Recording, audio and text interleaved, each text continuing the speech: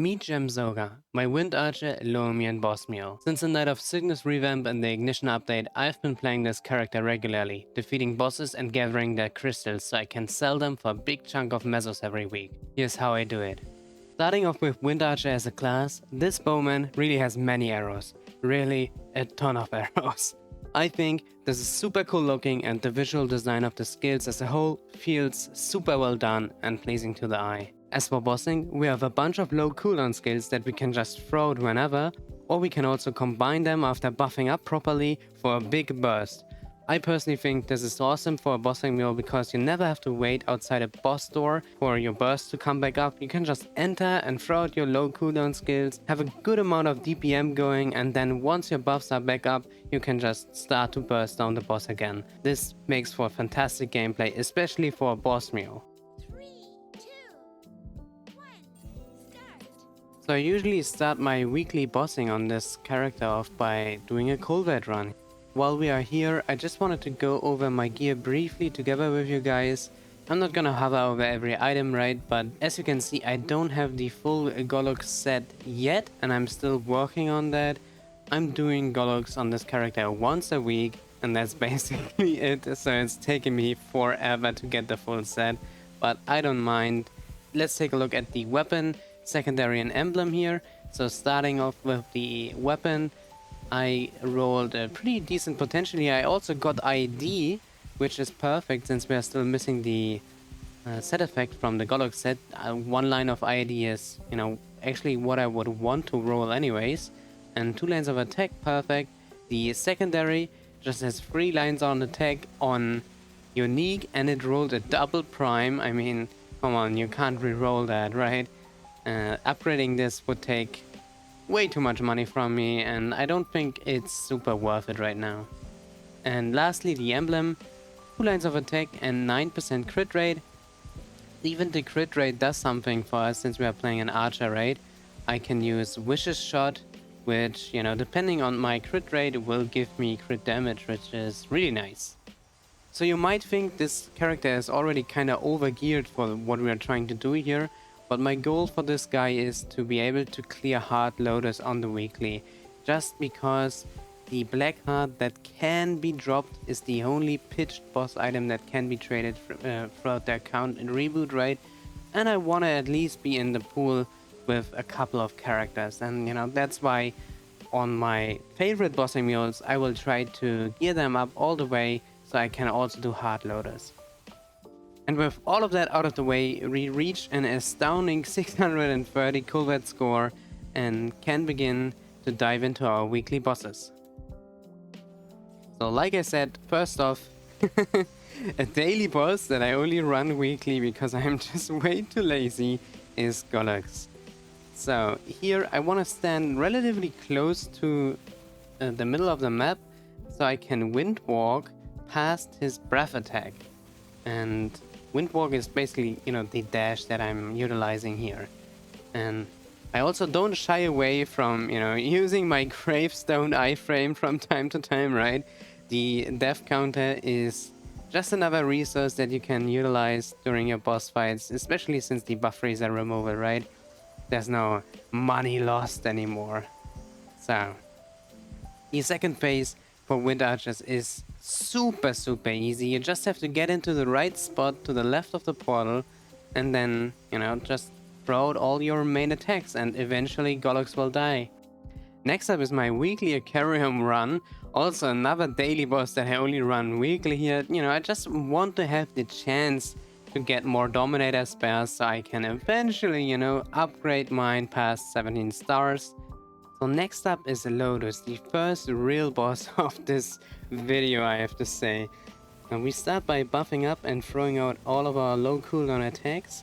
And one of the buffs that I used here is Gale Barrier, a 300% overshield, which in turn makes the first phase of Lotus a complete breeze, since, a laser only does 100% of your health, but if you suddenly have 400% HP, you can just jump through them, which is amazing.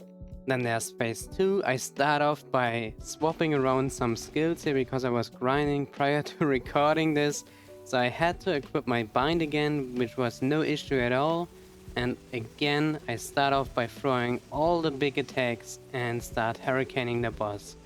Similar to what I've showed in Golux, you can stand close to Lotus and just wind walk through his push attack, or stand far away from Lotus and take a step back whenever he channels his push attack. So Wind Archer, again, with a dash that has no cooldown at all, you have all the options in the world to take this boss down. And then in phase 3, Gale Barrier, the overshield skill, is damn good once again, because all of these small things that are able to damage you, you can simply ignore if you want to. But at the same time, you shouldn't ignore them, because when the overshield is active, you actually receive additional arrows. I know, right? Who would have guessed? Wind Archer skill that channels additional arrows. Besides that, nothing changes drastically here. It's still the same boss fight. You just have to pay attention that you dodge the big trucks, right? And with your kit, Gale Barrier and Windwalk, you have an easy time in this boss fight. So for Damien, I think showing the second part of the boss fight is the best thing that I can do here, because Wind Archer has a unique advantage in this boss fight, and that is the skill Emerald Flower. That is the one summon that Wind Archers have that doesn't do any damage, but slows down the enemy tremendously. They basically get stuck on the Emerald Flower, which is amazing, since usually they chase you around and make it so you only deal 10% of your damage, right? But in this case, you can just lock them down and focus on the boss fight. It is basically just like Damien's first phase, only that his dive and debris attack does more damage, right? But I think, especially when it comes to the big AoE skills that we can throw out, Damien has no chance against Wind Archer, because even though he can be in the air for quite a while, he will still get hit by our spam, by our barrage of skills. Next up, we have Akechi, and on this character, even Akechi is a complete joke. Usually, when it comes to doing Akechi on characters that have lower amount of funding, it can be quite painful, because he can push you around a lot and you can't really do anything against it, because once you bind him, he will also bind you in return, right? But since we are so strong already, this fight is no problem at all for us.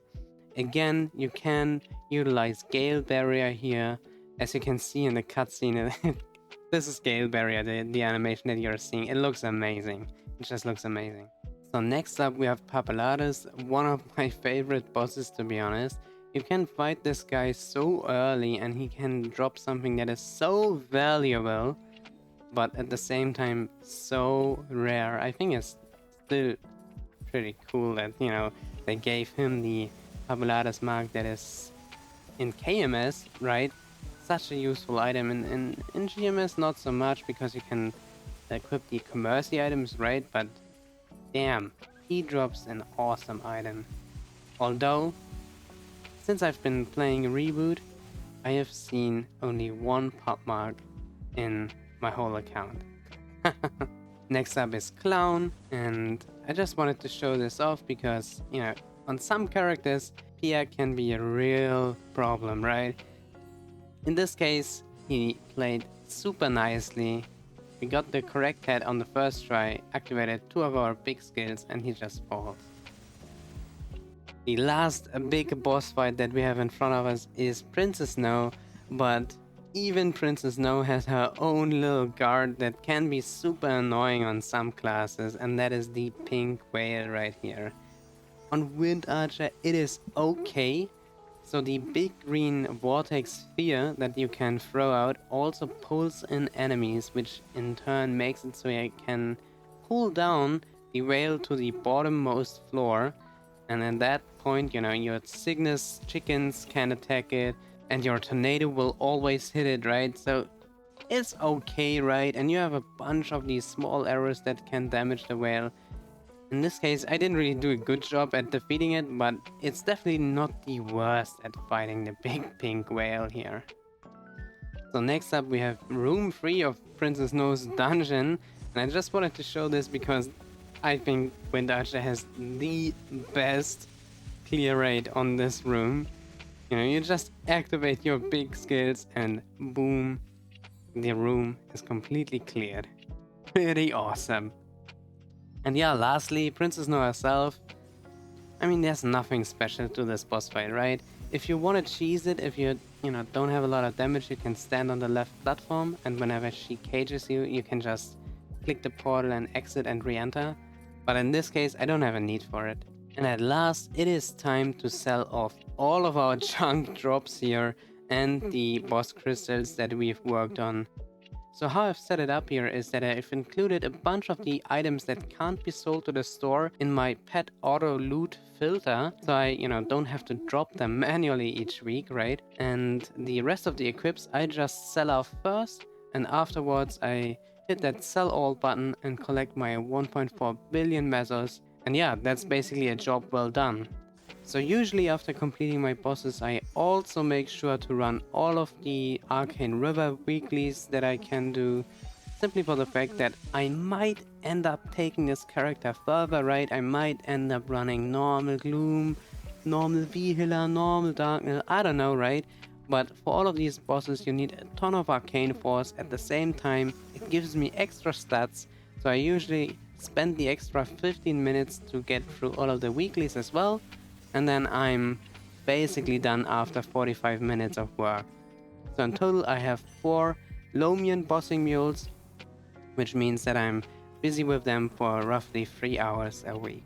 And lastly, I just wanted to show off the grinding as a Wind Archer. So here you can see me basically camping the middle platform in Last Horizon 3 in Moonbridge. And I just throw out my big skills and try to, time them somewhat well with the wave spawn. So I always have something up that I can throw out. And I think this grinding style is super cool and relaxing. It's so unique since you have a bunch of these big skills. And, whenever the big skill drifts off in the wrong direction, you have your passively triggered smaller arrows that, can also clear mobs. And I've seen that a bunch of Wind Archers who main the class also go for a cooldown helmet just to enable this playstyle even more, right? And yeah, it looks amazing, it feels amazing, I like doing it, and I have 5 more levels in front of me until I reach 250. And at 250 you do a ton more damage since, we are in reboot, right? So at 250 I do extra final damage, which is amazing, and that is the plan for this character as well. And lastly, if you're a regular viewer of this channel, you will know that this video was a little out of the ordinary, right? I'm actually on vacation right now, celebrating my honeymoon with my beautiful wife, traveling across Asia, and celebrating our marriage. So, just in case you're a new viewer and this is the first video you've watched on this channel, I usually upload a progression log of my main character, a Nightwalker that I've burnt in Ignition. I upload my progression videos weekly on Thursdays and be back soon. So if you want to stick around, feel free to subscribe and I see you around. Take care everybody. Bye bye.